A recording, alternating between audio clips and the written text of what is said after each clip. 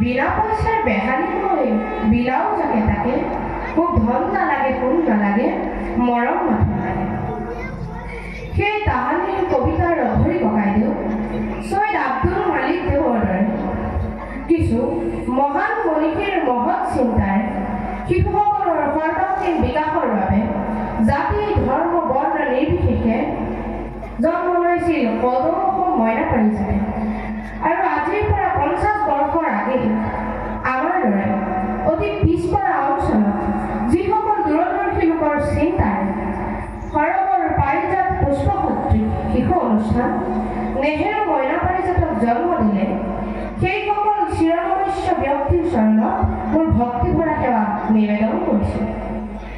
বিশ্ব শিশু ভাই ভাই এই বাণী সৰুগত কৰি শিশুৰ দ্বাৰা শিশুৰ হৈ শিশুৰ বাবে গঢ় লৈ উঠা কদম অসম মইনা পাৰিজাত অসমৰ অদ্বিতীয় শিশু অনুষ্ঠান আৰু নেহেৰু মইনা পাৰিজাত আমাৰ অঞ্চলৰ প্ৰথমটো বৃহৎ অনুষ্ঠান 1975 চনৰ 14 নৱেম্বৰ তাৰিখে অংকুৰিত নেহেৰু মইনা পাৰিজাতক বিগত 50 বৰ্ষই যিসকল দূৰদৰ্শী লোকে সাৰ পানী দি আজি এক বৃহৎ বৃক্ষৰূপে গঢ়ি তুলিছে সেইসকল দূৰদৰ্শী ব্যক্তিৰ চৰণত প্ৰণিপাত জনাই নিৰ্দিষ্ট বক্তাৰ দৰে এতিয়া অতি গধুৰ দায়িত্ব পালন কৰিবলৈ আগবাঢ়িছোঁ।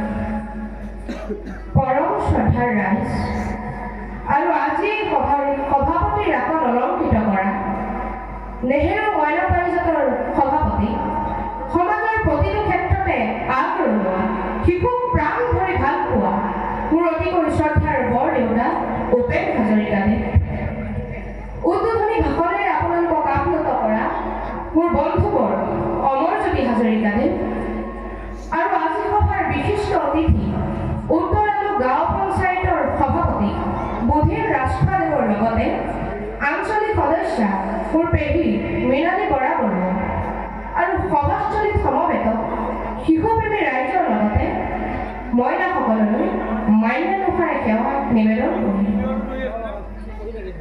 যিহেতু সভাত কথা কোৱা এয়া আমাৰ জীৱনৰ প্ৰথম অভিজ্ঞতা সেইবাবে অজানিতে হ'ব পৰা কথাৰ বঢ়াটোতাৰ বাবে মই আপোনালোকৰ আগতীয়াকৈ মাৰ্জনা বিচাৰিছোঁ।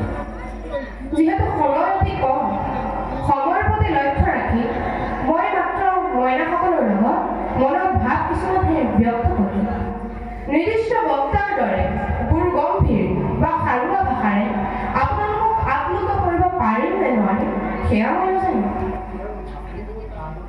মহিলাসকল তোমালোকে নিশ্চয় নিজৰ কল্পনাৰ জগতখনত কল্পনাৰ পাখিৰে দেশ বিদেশ ভ্ৰমণ কৰা আজিকালি সহজলভ্য ইণ্টাৰনেট সেৱাৰ জৰিয়তে গোটেই পৃথিৱীখন হাতৰ মুঠিতে পাব পাৰি।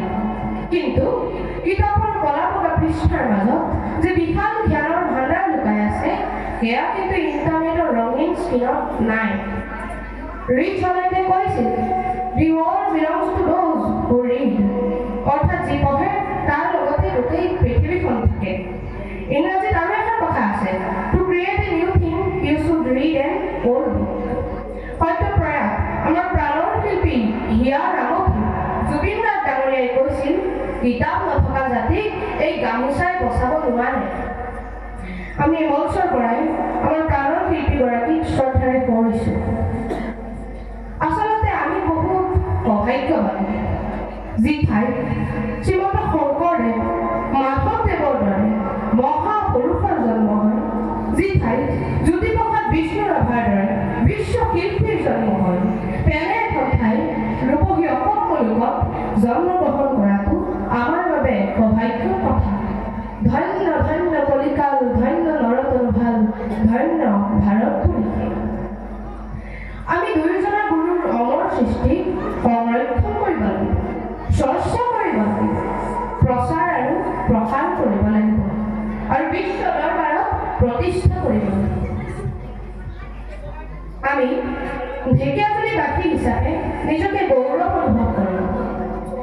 যোগাযোগ বা যাতায়াত ব্যৱস্থাৰ ক্ষেত্ৰত আমি কিছু পিছপৰা হ'লেও কিন্তু সংস্কৃতিৰ পথাৰখনত আমি বহুতকৈ আগবঢ়া। আজি ময়ো যে এই সভাখনলৈ ইমান এটি গধুৰ দায়িত্বৰে নিমন্ত্ৰিত হৈছোঁ, মোৰ বিশ্বাস সেয়া মোৰ পিতৃ মাতৃৰ পৰিচয়েৰে নহয়, এনে এখন সংস্কৃতিমান সমাজত জন্মগ্ৰহণ কৰা এয়া মোৰ সৌভাগ্য। গুৰু সংস্কৃতি মই খুব ভাল পাওঁ, সেইবাবে হয়তো প্ৰায় সংখ্যক গুৰু বাদ্য মই বজাব জানো আৰু গুৰুজনাৰ অমৰ সৃষ্টি ভাওনাটো পাৰ্যমানে অভিনয় কৰি আহিছোঁ। এইখিনিতে মই ৰাম পৰাজয় সীতাৰ পাতাল গমন ভাগৰ মোৰ প্ৰিয় চৰিত্ৰ লক্ষ্মণ চৰিত্ৰৰ এটি সংলাপ আগবঢ়াব বিচাৰিছোঁ। শত প্ৰত্যাখ্যাত কাজিৰেই লক্ষ্মণৰ হৃদয় আই বহুমতী, তুমি এতিয়াও দ্বিখণ্ডিত হোৱা নাই কিয়? হৃদয় তই জ্বলি উঠা নাই কিয়?